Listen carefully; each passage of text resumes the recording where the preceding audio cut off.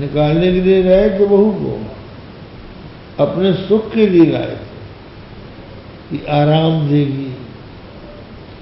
अब वो आराम में बाधा डालने लगी, इसलिए उसको छोड़ रहे हैं। ऐसी औरत का हाल है। नदी पार कर रहे हैं, अगर औरत बह रही है तो अपने तैर के निकल आएगा, उसको बहने देगा। ये हाल है संसार में अपने शरीर से प्रेम।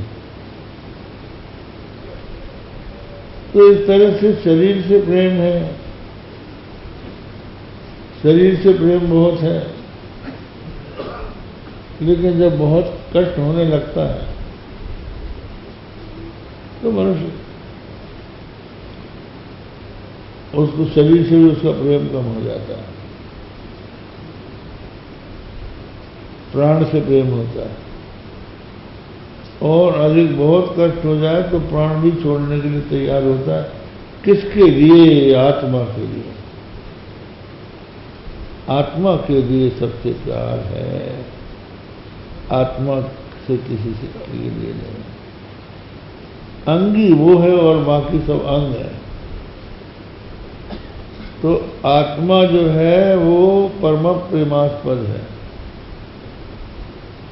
आत्मा के लिए सब है और आत्मा किसी के लिए नहीं।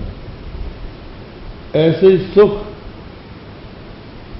मनुष्य जो भी काम करता है अपने सुख के लिए करता है। कहाँ जा रहे हो? पर हम जरा कौन नगर जा रहे हैं। क्यों जा रहे हैं? वहाँ बीनू भाई मिलेंगे। बीनू भाई से क्यों मिलना चाहते? वो बहुत अच्छे आदमी हैं, थोड़ा हमारा मन शांत हो जाएगा उनकी बात से। तो इससे भी क्या होगा कि भाई हमको सुख मिलता है उनके पास रहकर। लेकिन सुख को तुम क्यों चाहते हो ये कोई पूछेगा नहीं, क्योंकि सबकी इच्छा सुख के लिए होती है। सुख में यदि कोई बाधक हो जाए तो हम उसको छोड़ देते। तो सुख के लिए सब है और सब सुख किसी के लिए नहीं। तो जो ही लक्षण आत्मा का है वही सुख का है, इसलिए आत्मा और सुख एक ही चीज है। तो आत्मा सुख स्वरूप है। और दूसरी बात ये भी है कि जिससे अपना अत्यधिक प्रेम होता है उसी में सुख होता है।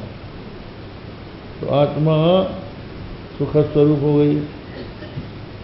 तो आत्मा जो है वो हमसे अलग नहीं है, तो वो ज्ञान स्वरूप भी है, तो वो अनुभूति है। तो नित्य सुखानुभूति आत्मा है और कृष्ण जो है वो सबकी अंतरात्मा है। तो आपके इस शरीर को ही, इसी की महिमा को हम नहीं जान पाते। जो सर्वांतरात्मा है, सर्वाधिष्ठान सब प्रकाश है, उसको हम क्या जानेंगे? साक्षात तवैव किमुतात्म सुखानुभूते। हम आपकी महिमा को हम केवल मन से ही जान सकते हैं, लेकिन मन से किसी रूप में थोड़ी बहुत जान भी सकते हैं, अनुमान कर सकते हैं, लेकिन अनुभव ज्ञान उसका नहीं हो पाता। क्योंकि अपने से भिन्न वस्तु को ज्ञान हो सकता है, अपना ज्ञान कैसे होगा? अपने कंधे में कोई कैसे चढ़ेगा? इसलिए आपके स्वरूप का वस्तुतः भगवान क्या है? आप भगवद गीता देखिए,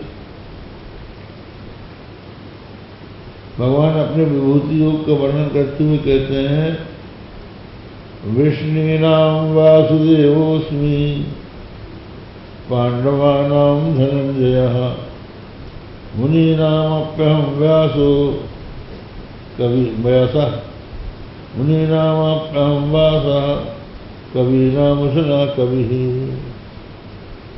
वृष्णि नाम वासुदेव, जो वृष्णि हैं, वृष्णि वंशी हैं, वृष्णि वंश वाले हैं, उनमें वासुदेव में हूँ। क्यों बोल रहे हो? क्या अर्जुन नहीं जानता? तो फिर कहते हैं पांडवा नाम धनंजय। वो कौन है जो ये कह रहा है कि विष्णु में वासुदेव में हूं? वो जो अर्जुन देख रहा है वो नहीं है, वो नित्य सुखानुभूति स्वरूप आत्मा, वो बोल रहे हैं। तो ब्रह्मा जी कहते हैं कि उस स्वरूप को जानना बहुत ही कठिन है। जैसे तवसितुम मनसांतरेण साक्षात तवैव किमुतात्म सुखानुभूते। आगे कौन सा श्लोक है?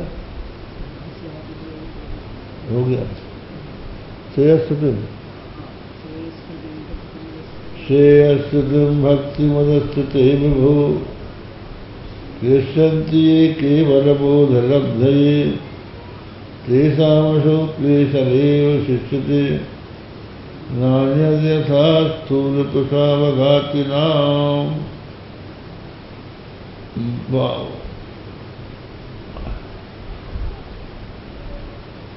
श्रेयस्थितिम कहते हैं आपकी महिमा का ज्ञान असत्य है, इसलिए ज्ञान की चर्चा छोड़ो। ज्ञान की प्राप्ति के लिए ये ज्ञाने प्रयास मदपास्य नमंत एव जीवंति सन्मुखरिताम भवदीय वार्ताम स्थाने स्थिता सुधिगताम तनुभाव मनोवीर्ये प्रायस्य